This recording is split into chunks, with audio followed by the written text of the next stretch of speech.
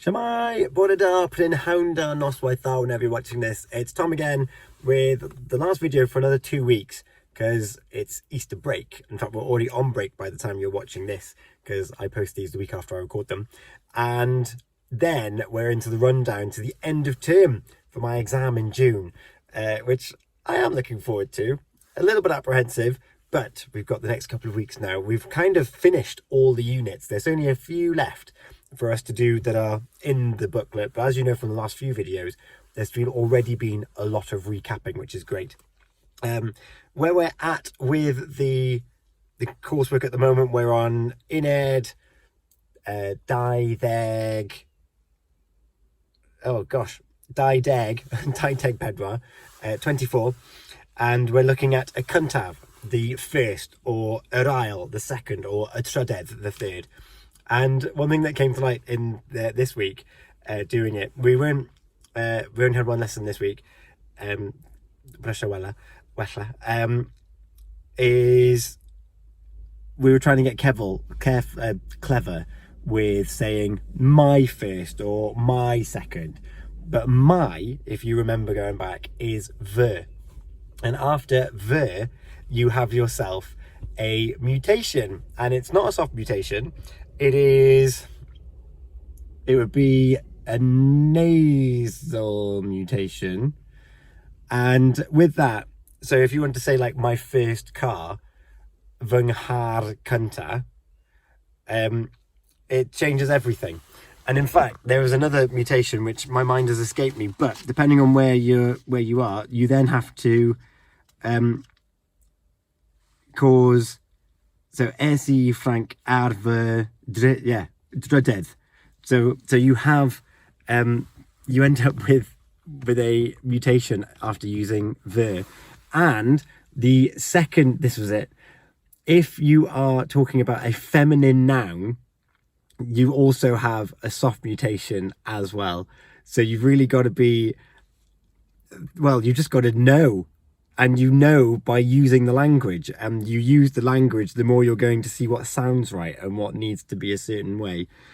So really interesting. So prynais I fy nghar cynta. So that is, I bought my first house. Prynais I fy nghar cynta. Whereas what we've been doing up until this point is just saying like ti cynta, first house was. But if you put the into the mix, you're going to get prynais I fy nghar cynta. However, if you've then got a feminine noun at the beginning, so esi I Frank, I went to France, ar fy nhaith dramor gynta, for my travels. Oh my god. And then you've got cynta becomes gunter. So this is why, if you watch, is it last week's video or the video before, I was like, this is really useful stuff. Why didn't we learn this ages ago? Like, we always talk about our first, second and third something or other.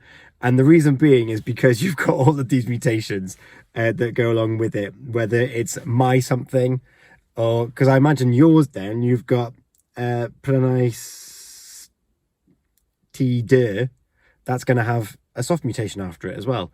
And then you need to know the masculine, I need the feminine as well. So it is a bigger thing to be aware of than what I was even aware of. But looking back to knowing when things are masculine or feminine is by using the language. I had two occasions last week where I had people talk to me or be aware that I'm learning Welsh, thanks to these videos, so hello.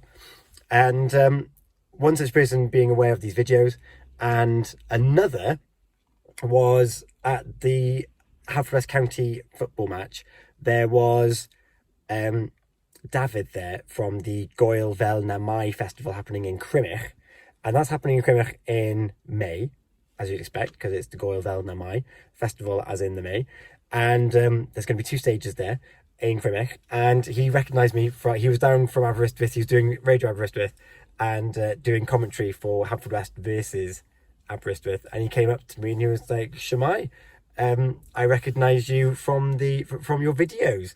And we had a very, very short conversation in Welsh about football, about the videos, about Tomos and learning Welsh.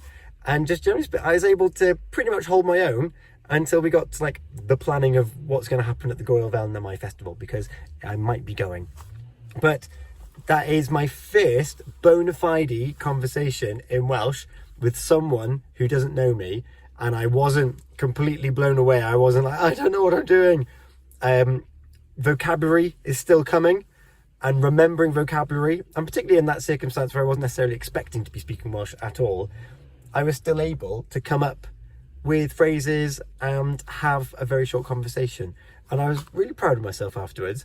So here we are 2 years down the line, or under 18 months down the line, and I can now hold very basic conversations. I know that another member of the course, Tony, travels a lot with football. I know that he is able to have short conversations with it yn Cymraeg.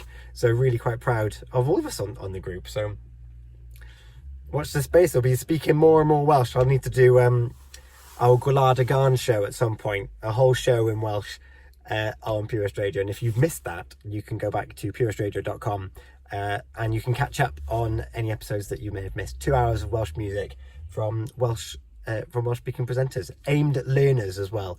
So yeah, definitely go back and have a listen to that. That's me this week. You won't have a video now for a couple of weeks as it's Easter. Enjoy. Pasg hapus, happy Easter, and I'll see you again very soon in the run up to the exams. It's fine. Hoi all!